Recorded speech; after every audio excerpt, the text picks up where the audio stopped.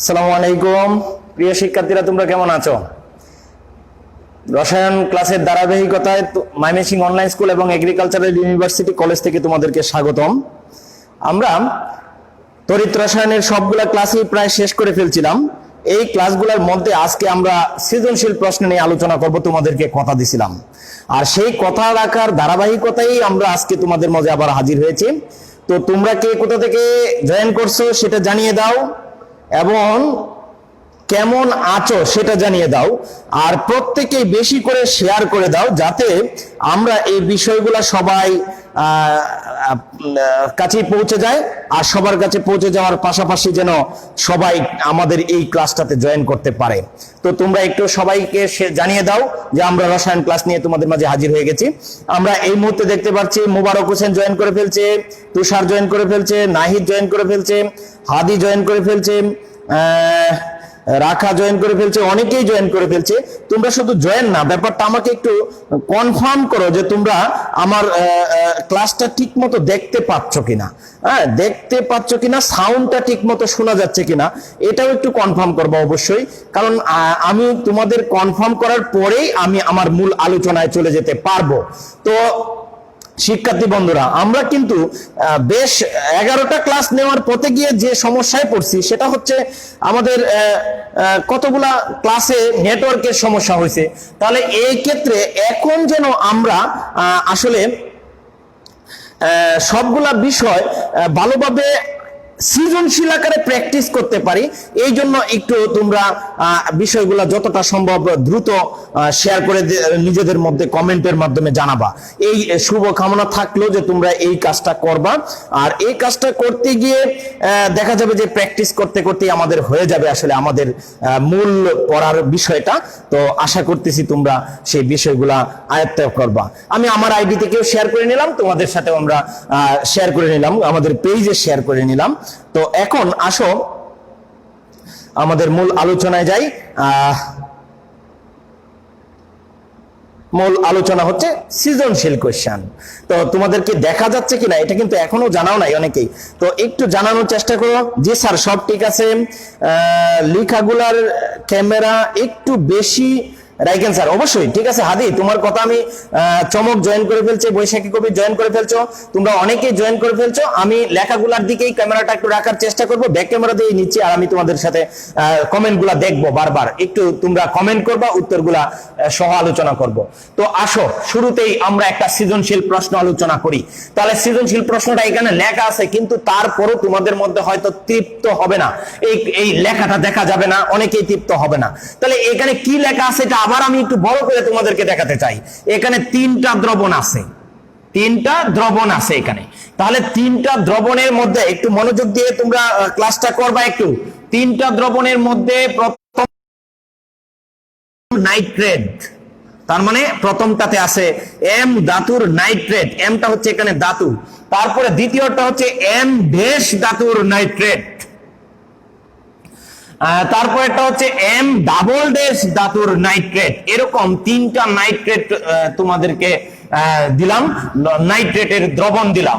তাহলে এই নাইট্রেটের দ্রবণের মধ্যে আসলে এই 3টা নাইট্রেট দ্রবণের মধ্যে কোনটা কোন ধাতু এটার একটা হিন্টস দেওয়া আছে। এম এর ভরটা দেওয়া আছে 108, আর এম ড্যাশের ভরটা দেওয়া আছে কত 63.5, আর এম ডাবল ড্যাশ এর ভরটা দেওয়া আছে 52। তাহলে আমরা এরকম করে 3টা ধাতুর ভরই দেওয়া আছে। তাহলে 3টা ধাতুর ভর যদি দেওয়া থাকে, তাহলে ধাতুগুলোর নাম তোমরা অটোমেটিক্যালি অনেকেই জয়েন করে ফেলছো, অনেকেই জানো, একটু কমেন্ট করে জানাও। এম ধাতুটার ভর হচ্ছে 108, তাহলে 108 ভর বিশিষ্ট বা পারমাণবিক ভর বিশিষ্ট ধাতুটার নাম কি? একটু তাড়াতাড়ি আমাদেরকে একটু তাড়াতাড়ি জানাও, যে আমরা তাহলেই করতে পারবো, শুরু করতে পারবো। তারপরে এম ডাবল ড্যাশ ধাতুর এম ড্যাশ ধাতুর ভরটা হচ্ছে 63.5, তাহলে এম ড্যাশ লিখে লেখো 63.5 মানে কি? ওই ধাতুটার নাম তুমি লিখতে পারো। এম ডাবল ড্যাশ নাইট্রেট, তাহলে এটার মধ্যে আছে 52, তাহলে এই ধাতুটার নাম কি? তোমরা একটু নামগুলা একটু জানানোর চেষ্টা করো। অনেকেই আমরা দেখতেছি জানায় ফেলছেন। আমরা একটু লক্ষ্য করে ফেলছি, আমরা তিনটা ধাতু সিলভার, অনেকেই বলতে হ্যাঁ সিলভার, অবশ্যই প্রথমটা হচ্ছে সিলভার। তারপরে এখানে সজল বলতেছে সিলভার, জি সিলভার। দ্বিতীয়টা কি একটু বলো স্যার? ক্যামেরা ধরা, আচ্ছা আমি তো কলেজেই ক্লাস নিচ্ছি, আর একটু দেখো সিলভার, প্রথমটা হচ্ছে সিলভার, ওকে সিলভার। আর দ্বিতীয়টা হচ্ছে একটু লক্ষ্য করো 63, মনে হচ্ছে যে সবকিছু ঠিকঠাক দেখা যাচ্ছে, তোমাদের ব্যক্তিগত নেটওয়ার্ক গুলো একটু প্রবলেম হয়, এই জন্য একটু ওয়েট করতে হয়, ওয়েট করে আমাদের এটা দেখতে হয়। তাহলে একটু লক্ষ্য করো, এটা 63.5, তাহলে 63.5 হচ্ছে কপার, আর একটা হচ্ছে 52, তার মানে এটা হচ্ছে ত্রিযুজি ধাতু, তার মানে এটা হচ্ছে ক্রোমিয়াম। তাহলে আমরা মোটামুটি জেনে ফেললাম, এটা হচ্ছে সিলভার, এটা হচ্ছে কপার, আর এটা হচ্ছে ক্রোমিয়াম, তিনটা। আচ্ছা এখন এইগুলোর মধ্যে তড়িৎদ্বার ব্যবহার করে আমরা কি করছি? বিদ্যুৎ প্রবাহিত করছি, তড়িৎদ্বার ব্যবহার করে বিদ্যুৎ প্রবাহিত করছি, আর বিদ্যুৎটার পরিমাণও দেওয়া আছে। বিদ্যুৎটা কতটুকু প্রবাহিত করছি? 10 অ্যাম্পিয়ার, আর সময় হচ্ছে 30 মিনিট। তাহলে 30 মিনিট যাবত 10 অ্যাম্পিয়ার বিদ্যুৎ চালনা করছি, আর এখানে তার দ্বারা এগুলারে শুধু সংযুক্ত করে দিছি, তাহলে 3টা তড়িৎ প্রবাহ পাওয়া গেছে। এই হলো আমাদের প্রথম উদ্দীপকটা। আমাদের বুঝতে পারছো কিনা উদ্দীপকটা? তাহলে উদ্দীপকের প্রথম প্রশ্নটা, প্রথম প্রশ্নটা হচ্ছে তড়িৎ রাসায়নিক তুল্যাঙ্ক কি? তাহলে আমরা কিন্তু তড়িৎ রাসায়নিক তুল্যাঙ্ক সম্পর্কে পড়ছি, তারপরও সৃজনশীল আকারে তোমাকে দেখানোর চেষ্টা করতেছি বা সৃজনশীলটা প্র্যাকটিস করাচ্ছি। কেন সেটা? তাহলে এটার কারণটা হচ্ছে তড়িৎ রাসায়নিক তুল্যাঙ্কের সংজ্ঞাতে আমরা পড়ছিলাম জেড দিয়ে প্রকাশ করতাম, আমরা সমীকরণটা ছিল W equal to Z I T. তাহলে এখানে জেড ইকুয়াল টু কত? W by I T. তাহলে 1 অ্যাম্পিয়ার বিদ্যুৎ 1 সেকেন্ড যাবত কোন তড়িৎ বিশ্লেষণ কোষের মধ্যে চালনা করলে তড়িৎ দ্বারে যে পরিমাণ পদার্থ সঞ্চিত হয় তাকে ওই সঞ্চিত পদার্থের তড়িৎ রাসায়নিক তুল্যাঙ্ক বলা হয়। তাহলে ব্যাপারটা নিঃসন্দেহে পারবা তোমরা একটু আমার সাথে সাথে আয়ত্ত করো ব্যাপারটা। তড়িৎ রাসায়নিক তুল্যাঙ্ক কি? প্রথমটা, তাহলে তড়িৎ রাসায়নিক তুল্যাঙ্ক হচ্ছে কোন তড়িৎ রাসায়নিক কোষে 1 অ্যাম্পিয়ার বিদ্যুৎ 1 সেকেন্ড যাবত চালনা করলে ক্যাথোডে যে পরিমাণ পদার্থ সঞ্চিত হয় তাকে ওই সঞ্চিত পদার্থের কি বলা হয়? তড়িৎ রাসায়নিক তুল্যাঙ্ক বলা হয়। তাহলে আমরা এই বিষয়টা বুঝতে পারছি নিশ্চয়ই। তারপরে দ্বিতীয়টা, তড়িৎ বিশ্লেষণ একটি জারণ ব্যাখ্যা করো। তাহলে তড়িৎ বিশ্লেষণ যে জারণ বিজারণ সেটা ব্যাখ্যা কিভাবে করবো একটু? স্যার জাপসা, স্যার প্রবলেম হচ্ছে, স্যার জাপসা দেখা যাচ্ছে, আসলে ব্লার হয়ে যায় মাঝে মধ্যে, নেটওয়ার্ক একটু আলোর স্বল্পতা আছে, এই জন্য হয়তো এরকম হয়ে যায়। একটু ওয়েট করো, তাহলেই হয়তো ঠিক হয়ে যাবে। আমার নড়াচড়া বেশি করলে দেখা যায় জাপসাটা বেশি হয়, এইটুক বুঝলাম। তাহলে একটু লক্ষ্য করো, এখনো কি জাপসা আছে কিনা একটু তোমরা আমাকে শেয়ার করো, আমি একটু সংশোধন করার চেষ্টা করতেছি। না, এখন মনে হয় জাপসা নাই। সারোয়ার সিফাত একটু দেখো জাপসা আছে কিনা। আমার মনে হয় এখন জাপসা নাই। এভাবে লেখা জাপসা দেখা গেলে উত্তর দিব কিভাবে? আচ্ছা উত্তরগুলা একটু, স্যার বোর্ড ক্লিয়ার না, হ্যাঁ আমরা একটু উত্তরগুলা দেওয়ার চেষ্টা করি। কিভাবে? আমি তো কথা কিন্তু বলতেছি সবগুলা বিষয়, এখন কি করব? এই প্রতিবন্ধকতা তো অনেকভাবেই চেষ্টা করতেছি, কিন্তু ব্লার হয়ে যায়, এটা আসলে একটা সমস্যা, যার কারণে তোমাদেরকে বারবার এই সমস্যায় পড়তেছি। একটু চেষ্টা করো নিজেদেরকে আমার কথাগুলো শুনে উত্তর করার। তারপরে দ্বিতীয় প্রশ্নটা, তড়িৎ বিশ্লেষণ কোষ বা তড়িৎ বিশ্লেষণ একটা জারণ বিজারণ। তাহলে সম্পর্কে কিন্তু আমরা অলরেডি ধারণা দিয়ে আসছি অনেকবার, একবার না। তাহলে জারণ বিজারণ, তড়িৎ বিশ্লেষণ জারণ বিজারণ কেন? তড়িৎ বিশ্লেষণ যদি করি তাহলে ওই কোষটাতে কি হয়? ইলেকট্রনের আদান প্রদান ঘটে, আর ইলেকট্রনের আদান প্রদান যদি ঘটে তাহলে ইলেকট্রনের আদান প্রদান ঘটলেই সেটাকে আমরা বলবো জারণ বিজারণ। তাহলে আমরা ধরো সোডিয়াম ক্লোরাইডের তড়িৎ বিশ্লেষণ করতাম যখন, তখন সোডিয়াম ক্লোরাইডটা ভেঙে কি হতো? সোডিয়াম আয়ন আর হতো ক্লোরাইড আয়ন। ঠিক অনুরূপ ভাবে পানি বিশ্লিষ্ট হয়ে কি তৈরি করতো? H+ আয়ন আর কি OH- আয়ন। মনে আছে কিনা?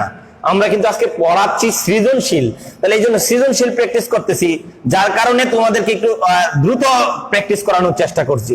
তাহলে এখানে একটু লক্ষ্য করো, এখানে ক্যাথোডে অ্যানোডে যাবে কি? ক্লোরিন। ক্লোরিন গিয়ে একটা ইলেকট্রন ত্যাগ করবে, ত্যাগ করে ক্লোরিন পরমাণুতে পরিণত হবে। একাধিক ক্লোরিন পরমাণু দুইটা মিলে দুইটা ইলেকট্রন গ্রহণ করে ক্লোরিন অণু গঠন করবে। তারপরে হাইড্রোজেন আয়নটা যাবে ক্যাথোডে, একটা ইলেকট্রন গ্রহণ করবে, দুইটা মিলে দুইটা ইলেকট্রন গ্রহণ করবে, H2 গঠন করবে। তাহলে এই যে বিক্রিয়াগুলো হচ্ছে, এই বিক্রিয়াগুলোতে কি ইলেকট্রন আদান প্রদান ঘটতেছে।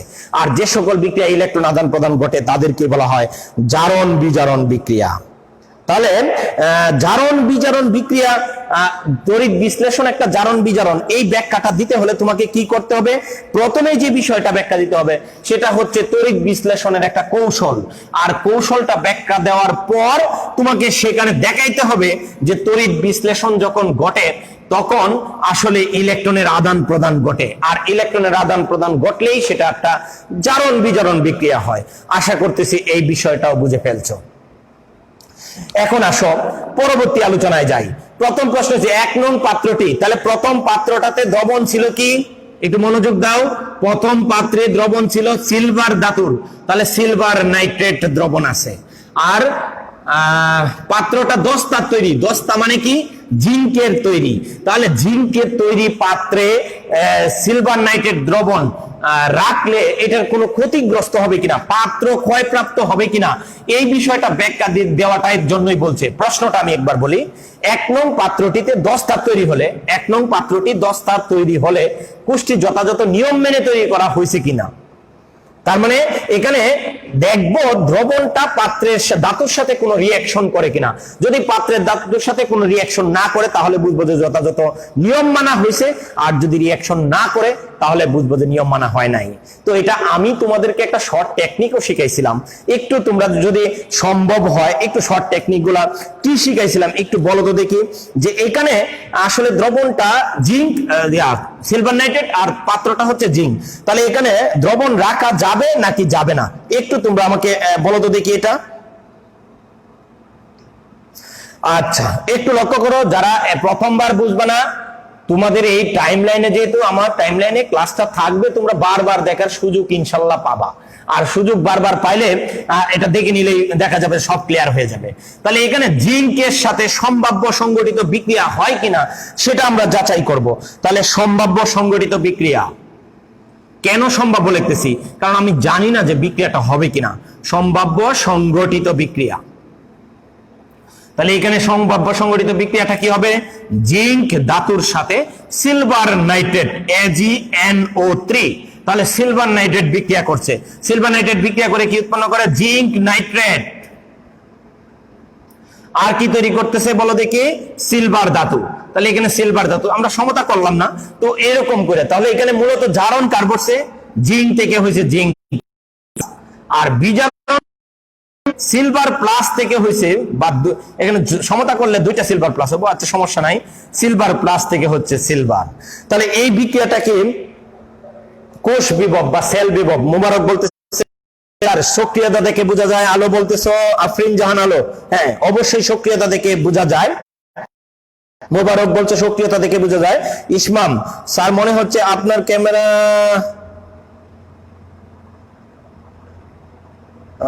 কি জানি আমি বুঝতেছি না ইসমাম, তো তোমরা একটু থাকো, এত সমস্যা নিয়ে কথা বলার দরকার নাই, ক্লাস নিয়ে কথা বলি আমরা। তো একটু লক্ষ্য করো, এটা সেল কোষ বিভব নির্ণয় করব। তাহলে ই নট সেল প্রমাণ অবস্থায় কোষ বিভব, তাহলে আমরা ই নট সেলের সমীকরণ জানি। ই নট সেল অ্যানোড, অ্যানোডের অক্সিডাইজেশন মান প্লাস ই নট ক্যাথোড, ক্যাথোডের কি রিডাকশন মান। এই অ্যানোডের অক্সিডাইজেশন আর ক্যাথোডের রিডাকশন মানকে একত্রে বলা হয় কোষ বিভব। তাহলে লিখলাম কোষ বিভব। তাহলে কোষ বিভবটা এখন এই কোষ বিভবের সমীকরণগুলো একটু লিখবো, মানগুলো লেখার চেষ্টা করো। তাহলে ই নট এখানে জিঙ্ক থেকে জিঙ্ক টু প্লাস হয়েছে, তারপরে এখানে কি হয়েছে? ই নট সিলভার প্লাস থেকে সিলভার। তাহলে একটু লক্ষ্য করো, জিঙ্কের জারণ বিভবের মান আমরা জানি, জিঙ্কের জারণ বিভব হচ্ছে কত?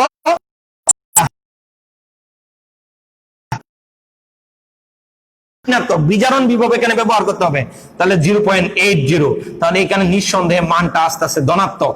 তাহলে কোষ বিভবের মান ধনাত্মক আসলে সেটা স্বতঃস্ফূর্তভাবে বিক্রিয়া ঘটবে, আর স্বতঃস্ফূর্তভাবে যদি বিক্রিয়া ঘটে তাহলে দ্রবণ রাখা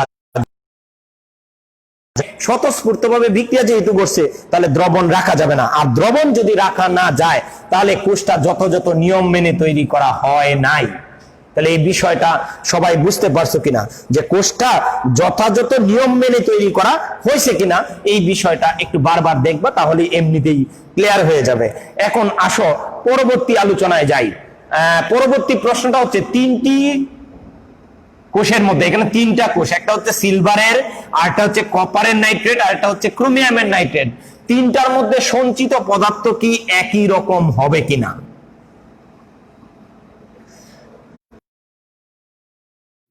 10 অ্যাম্পিয়ার বিদ্যুৎ 30 মিনিট সময় চালনা করছি, তাহলে তিনটাতেই সমান পরিমাণ বিদ্যুৎ পাস হবে কিনা সেই বিষয়টা একটু আলোচনা করার চেষ্টা করো তোমরা। তাহলে সেই বিষয়টা একটু দেখো, দেখে তোমরা পারো কিনা যে তিনটা সঞ্চয় কোষ, তিনটা তড়িৎ বিশ্লেষণ কোষের মধ্যেই সমান সংখ্যক ইলেকট্রন আদান প্রদান ঘটতেছে না। আবার এখানে দেখা যাচ্ছে যে সমান সংখ্যক ইলেকট্রন আদান প্রদান না ঘটলেও,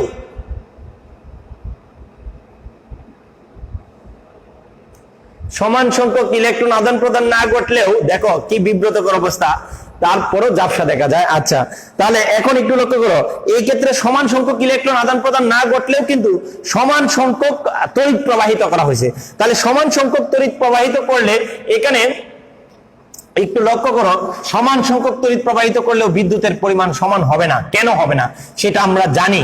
প্রথম দ্রবণের ক্ষেত্রে একটু আলাদা আলাদা ভাবে করতে হবে। 3-4 নাম্বার অঙ্কটা আমি একটু করি।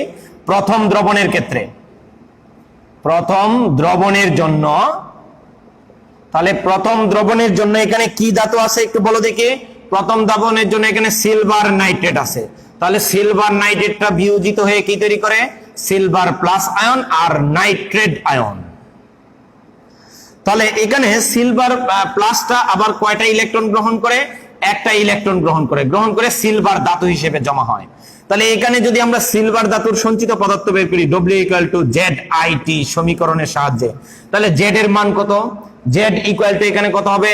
Z = হবে সিলভারের গ্রাম তুল্য ভর। তাহলে সিলভারের ভর হচ্ছে কত? 108। আর সে একটা ইলেকট্রন গ্রহণ করে, তার মানে 1 মোল ইলেকট্রন, তার মানে 1 ফ্যারাডে। তার মানে এখানে যত হবে, এখানে মানটা হিসাব করে বের করো একটু তোমরা, তোমাদের হিসাব অনুযায়ী আমরা করবো। এত গ্রাম পার ফ্যারাডে থেকে আবার কুলম্বে নিবা, তাহলে কি করতে হবে? 108/96500, এত হবে গ্রাম পার কুলম। তাহলে এই মানটা বের করবা গ্রাম পার কুলম এককে, বের করে পরে আই এর মান ব্যবহার করব। আই এখানে তড়িৎ প্রবাহ মাত্রা 10 অ্যাম্পিয়ার, সময় টি কত মিনিট? 30 মিনিট। 30 মিনিটে সেকেন্ডে নাও, 30 গুণ কত? 60, তাহলে এত সেকেন্ড। তাহলে একটু ক্যালকুলেশন করে W=ZIT এর মানটা ব্যবহার করো। Z এর মান বসাও, I এর মান বসাও, T এর মান বসাও, যা হবে এটা হচ্ছে প্রথম ক্ষেত্রে সিলভারের সঞ্চিত পদার্থের পরিমাণ। একটু জানাও আমাকে কত হয়েছে।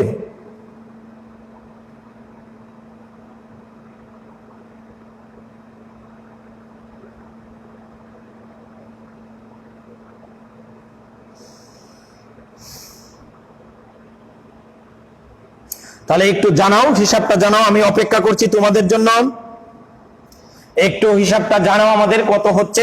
এটা আমরা ধরে ফেললাম, তোমরা হিসাব করতেছো। তো এখন আসো আমরা যদি দ্বিতীয় প্রশ্নে যাই, তাহলে দ্বিতীয়টাতে কি যাব? দ্বিতীয়টাতে আছে কি? Copper sulphate. তাহলে দ্বিতীয় দ্রবণের ক্ষেত্রে, দ্বিতীয় দ্রবণের জন্য কপার সালফেট। তাহলে কপার সালফেটকে বিয়োজিত করলে কি উৎপন্ন করে? কপার 2+ আর কি? সালফেট 2-। তাহলে এখানে কপার 2+টা কয়টা ইলেকট্রন গ্রহণ করবে? 2টা ইলেকট্রন গ্রহণ করে কিসে পরিণত হবে? কপার ধাতুতে পরিণত হবে। তাহলে বিষয়টা বুঝতে পারছো কিনা? অনেকেই বলে ফেলছো 20, এখানে রাখা বলতেছো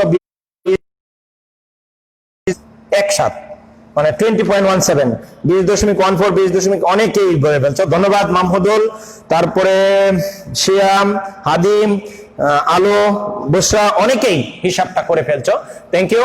এখন আসো কপারের পরিমাণটা বের করি। তাহলে এটা প্রথমটার মধ্যে সঞ্চিত পদার্থ লিখে ফেললাম 20.17 গ্রাম। এখন আসো দ্বিতীয়টার মধ্যে সঞ্চিত পদার্থ কত হবে সেটা বের করি। তাহলে দ্বিতীয়টার মধ্যে কি আছে? কপার 2 ইলেকট্রন গ্রহণ করছে। তাহলে এখানে ধরলাম W= ZIT। তাহলে এখানে Z ড্যাশ ধরলাম, তাহলে জেড ড্যাশের মান কত হবে? কপারের ভর কিন্তু 63.5 ডিভাইডেড বাই কত ফ্যারাডে? 2 ফ্যারাডে, তাহলে 2 ইন্টু 96,500 এত গ্রাম পার কুলম। এটা বের হয়ে যাবে কি কপারের টোটাল তড়িৎ রাসায়নিক তুল্যাঙ্কের মানটা। তাহলে এখানে গ্রাম পার কুলম্বে কত হয়। তারপরে আয়ের মান তো আগেরটাই 10 এম্পিয়ার বিদ্যুৎ, সময় হচ্ছে 30 মিনিট, 30 ইন্টু 60, তাহলে ক্যালকুলেশন করলে কিন্তু আমরা এটার সেকেন্ডে বের করতে পারবো। তাহলে এটার মান কত হয় বের করো, একটু বের করে জানাও। আশিকুল ইসলাম, আসসালামু আলাইকুম স্যার, এত পরে জয়েন করলে হয় না আশিক, তুমি দেরি করে ফেলছো মনে হয়। আচ্ছা মুবারক, 5.92 এটা কার্ডটা বের করছো, এখানে সঞ্চিত পদার্থটা একবারে বের করছো কিনা সেটা একটু জানাও। যে মাহমুদুল হাসান হৃদয়, অনেক পরে জয়েন করছো, তাহলে 5.92, তাহলে এই 5.92 হচ্ছে আমাদের কি দ্বিতীয় পদার্থটার ভর, মানে সঞ্চিত পদার্থ, তাহলে 5.92। তৃতীয়টা তোমরা ইজিলি করতে পারবা, তৃতীয়টা সঞ্চিত পদার্থ কত হবে? তৃতীয়টা সঞ্চিত পদার্থ বের করব কিভাবে? তৃতীয়টার মধ্যে পদার্থ হচ্ছে ক্রোমিয়াম, তাহলে এখানে আছে ক্রোমিয়াম সালফেট না নাইট্রেট, সরি ক্রোমিয়াম নাইট্রেট। তাহলে ক্রোমিয়াম নাইট্রেটকে তড়িৎ প্রবাহিত করলে ক্রোমিয়াম 3+ আলাদা হবে আর নাইট্রেট আয়নটা আলাদা হবে, তিনটা নাইট্রেট আয়ন আলাদা হবে। তাহলে ক্রোমিয়ামটা কি করব? ক্রোমিয়াম 3+টা 3টে ইলেকট্রন গ্রহণ করাবে, গ্রহণ করে ক্রোমিয়াম ধাতুতে পরিণত হবে। তাহলে এই ক্ষেত্রে জেড ডাবল ড্যাশ ধরে নিলাম, এই ক্ষেত্রে জেড ডাবল ড্যাশের মান কত হবে? জেড ডাবল ড্যাশের মান হবে কত? ক্রোমিয়ামের ভর, তাহলে ক্রোমিয়ামের ভর কিন্তু আমরা জানি 52, আর এখানে 3 ফ্যারাডে বিদ্যুৎ গ্রহণ করছে, তাহলে 3 ইন্টু 96,500, তাহলে এত কি হবে? গ্রাম পার কুলম। এখানে মানটা বের করো, গ্রাম পার কুলম এককে কত হয়। তাহলে তারপরে W double dash equal to Z double dash এর আইটি, তাহলে এখানে বসায় দেই, জেড ডাবল ড্যাশ এর মান বসাও 52/3 ইন্টু 96,500 ইন্টু আয়ের মান 10 ইন্টু 30 মিনিট ইন্টু 60 সেকেন্ড, তাহলে ক্যালকুলেশন করলে যা হবে এত গ্রাম। তাহলে এটা কত গ্রাম হয় বের করো, একটু লক্ষ্য করো, এটা বের করে আমাকে জানাও যে এটা কত গ্রাম হলো, ক্রোমিয়ামেরটা কত গ্রাম হলো এটা জানাও। তাহলে আমরা তিনটার পদার্থের ভর 3 রকম। এখন প্রশ্নটার উত্তর কিন্তু এখানেই কমপ্লিট না, আমি তো জানি যে তিনটা 3 রকম হবে, কিন্তু 3 রকম হলো কেন সেটা বিশ্লেষণ করতে গেলে আমাকে কি করতে হবে? সেটা বিশ্লেষণ করতে গেলে বলতে হবে যে ওই যে ফ্যারাডে তড়িৎ বিশ্লেষণের দ্বিতীয় সূত্রটা, কোন তড়িৎদ্বারে সঞ্চিত পদার্থের পরিমাণ তার তড়িৎ রাসায়নিক তুল্যাঙ্কের সমানুপাতিক। তাহলে অর্থাৎ কি, কোন তড়িৎ পদার্থের সঞ্চিত পদার্থটা তার তড়িৎ রাসায়নিক তুল্যাঙ্কের সমানুপাতিক। মানে কি? মানেটা হচ্ছে কোন একটা পদার্থ কতটুকু সঞ্চিত হবে এটা নির্ভর করে তার তড়িৎ রাসায়নিক তুল্যাঙ্কের উপর, আর তড়িৎ রাসায়নিক তুল্যাঙ্ক নির্ভর করে পদার্থের উপর। তাহলে এখানে পদার্থ তো 3 ধরনের, একটা হচ্ছে সিলভার ধাতু, আর একটা হচ্ছে কপার ধাতু, আর একটা হচ্ছে ক্রোমিয়াম ধাতু। তার মানে 3টার ভিন্ন ভিন্ন প্যাটার্ন হওয়ার কারণে এদের ক্ষেত্রে দেখা যাচ্ছে যে সঞ্চিত পদার্থ ভিন্ন হয়। অর্থাৎ অনেকেই জানায় ফেলছো, আমাদের মধ্যে ইসমাম জানাচ্ছ 3.23, হ্যাঁ হাসানাত জানায় ফেলছো 3.22, আলো জানায় ফেলছো, মুবারক জানায় ফেলছো, অনেকেই জয়েন করে ফেলছো, এটা জানায় ফেলছো। তাহলে 3.23, তার মানে সঞ্চিত পদার্থ ভিন্ন। তাহলে এটা ভিন্ন হওয়ার মূল কারণটা কিন্তু এই যেটা, যে 3টা পদার্থের তড়িৎ রাসায়নিক তুল্যাঙ্ক এক না, তড়িৎ রাসায়নিক তুল্যাঙ্ক যেহেতু ভিন্ন তাহলে পদার্থ ভিন্ন হবে। আমার এই প্রশ্নটা মোটামুটি আমরা শেষ করে ফেললাম। এখন আসো আরেকটা প্রশ্ন নিয়ে তোমাদেরকে একটু আলোচনা করি, আরেকটা প্রশ্ন তোমাদের দিব। এই প্রশ্নের সম্পর্কে কারো কোনো কমেন্ট আছে কিনা, কোনো রকমের বুঝতে অসুবিধা আছে কিনা একটু বলো তোমরা। যদি বুঝতে অসুবিধা থাকে তাহলে বলো যে স্যার বুঝতে অসুবিধা হচ্ছে এটা, আমি পরে আবার না হয় লিখিত আকারে তোমাদেরকে এইগুলা দিয়ে দিব। এখন আসো আরেকটা প্রশ্ন নিয়ে আমরা আলোচনা করি, আরেকটা সৃজনশীল প্রশ্ন আলোচনা করব। আমার ইচ্ছা ছিল যে অনেক বেশি করে আলোচনা করে তোমাদেরকে যেন এইগুলাতে একটু পরিপক্ক করে ফেলি, কিন্তু বিভিন্ন রকম প্রতিবন্ধকতার কারণে আসলে একদিনে হয় না এত বেশি। তো আজকে আরেকটু করি, এই আরেকটা প্রশ্ন আমরা আলোচনা করি। এখানে এই পড়াগুলো আমরা যেহেতু পড়ছি, এখন সৃজনশীল প্রশ্ন আকারে পড়তে পারি। একটু লক্ষ্য করো, এখানে একটা যদি এইটাকে দেখা যায় না যায় ঠিকঠাক মতো, আমি আবার আঁকাচ্ছি। এখানে একটা পাত্র আছে, একটা পাত্রের মধ্যে অ্যালুমিনিয়াম সালফেট আছে, Al2SO4 3। আর আরেকটা পাত্রে দ্রবণ আছে, সেটা হচ্ছে নিকেল সালফেট NiSO4। তাহলে এখানে একটা ইউ আকৃতির কাঁচনলের সাহায্যে অর্থাৎ লবণ সেতুর সাহায্যে যুক্ত করা আছে। এখানে একটা দণ্ডের মধ্যে আমরা অ্যালুমিনিয়াম দণ্ড নিলাম, আর এখানে একটা দণ্ডের মধ্যে আমরা নিলাম কি নিকেল দণ্ড, আর এটা তামার তারের সাহায্যে বাল্বের সাথে যুক্ত করে দিলাম। এই যে একটা ব্যবস্থা তৈরি করলাম, এই ব্যবস্থা সম্পর্কে জানো, এটা হচ্ছে একটা তড়িৎ রাসায়নিক কোষ। তাহলে এই তড়িৎ রাসায়নিক কোষের তাপমাত্রা দেওয়া আছে। আচ্ছা, তোমরা বলছো স্যার প্রশ্নটা কমেন্ট বক্সে অবশ্যই দিয়ে দিব, তোমাদের প্রয়োজনেই সব। তাহলে এখানে 25 ডিগ্রি সেলসিয়াস তাপমাত্রা দেওয়া আছে, আর প্রথম দ্রবণটার ঘনমাত্রা দেওয়া আছে 0.2 মোলার, আর দ্বিতীয় দ্রবণটার ঘনমাত্রা দেওয়া আছে 0.3 মোলার। আর এখানে প্রশ্ন হচ্ছে 1, 2, এটা প্রথম এবং দ্বিতীয় দ্রবণ। এখন প্রথম প্রশ্নটা দেখা যাচ্ছে না, একটু ওয়েট করো, হয়তো দেখা যাবে, কারণ একটু ব্লার হয়ে পরে আবার ঠিক হয়ে যায়। তো আমরা এখানে দুইটা তড়িৎদ্বার ব্যবহার করলাম বা তড়িৎ রাসায়নিক কোষ ব্যবহার করলাম। প্রথম প্রশ্নটাই হচ্ছে, অনেকেই এটা জানো, সঞ্চয়ক কোষ কি? তাহলে সঞ্চয়ক কোষ সম্পর্কে কিন্তু তোমরা জানো যে সঞ্চয়ক হচ্ছে যেখানে স্টোরেজ ব্যাটারিটা আর কি, যে বিদ্যুৎ শক্তিটাকে রাসায়নিক শক্তিতে রূপান্তর করে সংরক্ষণ করা যায় যে কোষের মাধ্যমে, সেই কোষটাকে আমরা বলছি সঞ্চয়ক কোষ। তাহলে সঞ্চয়ক কোষ সম্পর্কে বুঝতে পারছো কিনা যে সঞ্চয়ক কোষকে তড়িৎ রাসায়নিক কোষের মধ্যে যে কোষের ব্যবস্থার মাধ্যমে রাসায়নিক বিদ্যুৎ শক্তিটাকে রাসায়নিক শক্তিতে রূপান্তর করে সংরক্ষণ করা যায়, তাকেই সঞ্চয়ক কোষ বলা হয়। তাহলে এখন আসো, এই সঞ্চয়ক কোষের মধ্যে আমরা পরবর্তীতে 2 নম্বর প্রশ্নটাকে দিছি, তড়িৎ বিশ্লেষণ কোষ এবং তড়িৎ রাসায়নিক কোষের মধ্যে তুলনা। তড়িৎ বিশ্লেষণ কোষ, তড়িৎ রাসায়নিক কোষের তুলনা অনেকগুলা পড়ছো তোমরা, অনেক বিষয় সম্পর্কে জানো, এইগুলা তোমরা একটু পড়ে নিও। আমি আর সময় যেহেতু চলে যাচ্ছে, এগুলো নিয়ে আমরা আলোচনা করতে চাচ্ছি না। তাহলে একটু লক্ষ্য করো,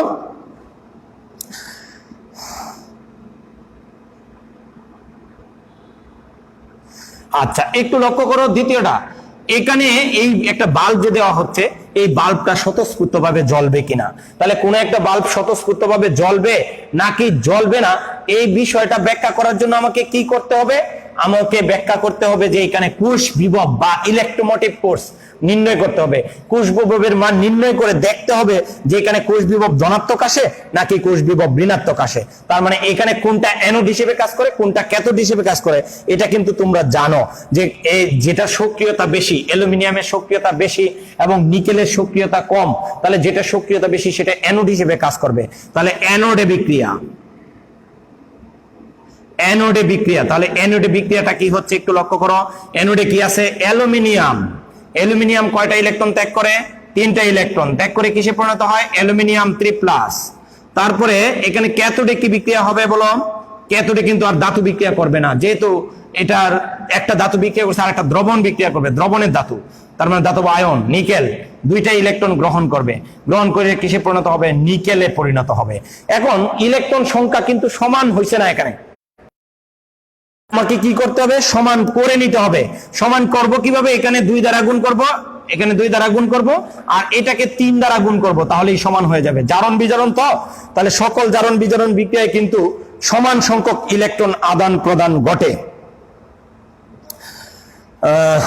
দেখা যাচ্ছে না, না আবার মনে হয় একটু সমস্যা হচ্ছে, একটু দেখো এখন দেখা যায় কিনা, একটু লক্ষ্য করো। আমরা এখানে যদি সেলটা বের করি, এই প্রমাণ অবস্থায় বের করব না, কারণ এখানে তাপমাত্রা ঘনমাত্রা ভিন্ন দেখা আছে। তাহলে ভিন্ন দেখা থাকলে সেটা আমরা অপ্রমাণ অবস্থায় বের করব। ইকুয়াল টু কি হবে? ই নট সেল প্রমাণ অবস্থায় বিভব minus RT divided by NF, যতটা ইলেকট্রন আদান প্রদান করে তার সংখ্যা, লন, তারপরে উৎপাদ দ্রবণ। তাহলে এখানে উৎপাদ দ্রবণ হয়েছে অ্যালুমিনিয়াম, সামনে যদি আয়ন থাকে সংখ্যা থাকে তাহলে সেটা পাওয়ার হয়ে যাবে স্কয়ার, ডিভাইডেড বাই বিক্রিয়ক দ্রবণ। বিক্রিয়ক দ্রবণ হচ্ছে নিকেল 2+, তাহলে নিকেল 2+, আয়নের ঘনমাত্রা হোল কিউব। তাহলে এখানে ইনট সেল মানে কি? আবার ইনট সেল মানে হচ্ছে অ্যানোডের জারণ বিভব, অর্থাৎ ইনট জারণ কার ঘটছে? অ্যালুমিনিয়াম থেকে অ্যালুমিনিয়াম 3+, তারপরে প্লাস বিজারণ বিভব ই নট, বিজারণ কার ঘটছে? নিকেল 2+ থেকে nickel, minus RT divided by NF, লন, এখানে অ্যালুমিনিয়াম দ্রবণের ঘনমাত্রা, তাহলে অ্যালুমিনিয়াম দ্রবণের ঘনমাত্রা হোল স্কয়ার ডিভাইডেড বাই নিকেলের ঘনমাত্রা হোল কিউব। তাহলে এখানে মানগুলো একটু প্রুফ করি, মানগুলো বসাই। অ্যালুমিনিয়ামের মান আমরা জানি 1.67, আর নিকেলেরটা হচ্ছে জারণ বিভব 0.20, তাহলে বিজারণ বিভব মাইনাসের 0.2 মাইনাস, আর এর মান 8.314, তাপমাত্রা 25 ডিগ্রি সেলসিয়াস, তার মানে এটা কেলভিনে নিলে 298 kelvin divided by N, N মানে কয়টা ইলেকট্রন আদান প্রদান করছে, 6টা ইলেকট্রন, তাহলে 6 ইনটু এফ এর মান হচ্ছে 96500। লন উৎপাদ দ্রবণের ঘনমাত্রা, তাহলে উৎপাদ দ্রবণ মানে হচ্ছে অ্যালুমিনিয়াম দ্রবণ, তাহলে অ্যালুমিনিয়াম দ্রবণের ঘনমাত্রা হচ্ছে 0.2 হোল স্কয়ার ডিভাইডেড বাই বিক্রিয়ক দ্রবণের ঘনমাত্রা, যার মানে 0.3 হোল কিউব। এখানে ক্যালকুলেশন করলে কোষ বিভবের মান যদি ধনাত্মক আসে তাহলে বাল্বটা স্বতঃস্ফূর্তভাবে জ্বলবে, আর যদি কোষ বিভব ঋণাত্মক আসে তাহলে স্বতঃস্ফূর্তভাবে জ্বলে উঠবে না। এই বিষয়টা বুঝতে পারছো কিনা, প্রত্যেকেই বুঝতে পারছো কিনা, একটু বিষয়টা মনোযোগ দাও। আবার 4 নম্বর প্রশ্নটা কি বলছি, 4 নম্বর প্রশ্নটা হচ্ছে 0.1 এই নিকেলের ঘনমাত্রা যদি 0.3 থেকে রূপান্তর করি, পরিবর্তন করি কততে, 0.5 এ, তাহলে বাল্বের উজ্জ্বলতা বাড়বে নাকি কমবে? তার মানে আগে এটার কোষ বিভব বের করবা, প্রথমটা তো করলামই, পরে এখানে নিকেলের ঘনমাত্রা 0.3 পরিবর্তে 0.5 ব্যবহার করবা, আর 0.5 ব্যবহার করে দেখবা যদি কোষ বিভবের মান বেশি হয় তাহলে বুঝবা যে এখানে বাল্বের উজ্জ্বলতা বাড়বে, আর যদি কম হয় তাহলে বাল্বের উজ্জ্বলতা কমবে। এইভাবেই অঙ্কগুলা করে আমাকে একটু দেখাও। আর যতটা সম্ভব এত প্রতিবন্ধকতার মাঝেও আমরা চেষ্টা করছি, তোমরাও চেষ্টা করছো, অস্বীকার করবো না। অনেকেই আবার খুব বেশি গুরুত্ব দিচ্ছ না। আমার মনে হয় বারবার দেখলে অনেক কিছুই সম্ভব। এটা তোমাদের বলতে পারো যে এটা তোমাদের একটা সীমাবদ্ধতা। এই ক্লাসগুলাতে অনেক ধরনের তোমরা সামনে থাকতা, আজকে এই ক্লাসরুমে সামনে থাকতা, সামনে কথা বলতাম, তোমাদেরকে ডেকে এনে করানো যেত, ওই বিষয়গুলা কিন্তু এখন সম্ভব যেহেতু না, যতটা সম্ভব একা সবকিছু অ্যাকোমোডেশন করতে হয়। তাহলে একা অ্যাকোমোডেশন করতে গেলে সমস্যা থাকবেই, আর এই সমস্যার মাঝেও তোমাদেরকে হেল্প করার মানসিকতাটা আছে। তো চাইবো তোমরা একটু সিরিয়াস থাকবা, এই অধ্যায়ে যা যা সমস্যা আসে সেই সমস্যাগুলো তোমরা আমাকে একটু শেয়ার করবা, দেখাবা। আশা করতেছি তোমাদের বিষয়গুলা পরিষ্কার হবে আস্তে আস্তে। আর যদি সামনে সুযোগ হয়, স্বাভাবিক হয়, তাহলে তো তোমাদের সাথে ইনশাল্লাহ কথা হবে, দেখা হবে, আর সমস্যাগুলো সলভ হবে। সেই পর্যন্ত সবাই ভালো থাকো। ধন্যবাদ সবাইকে।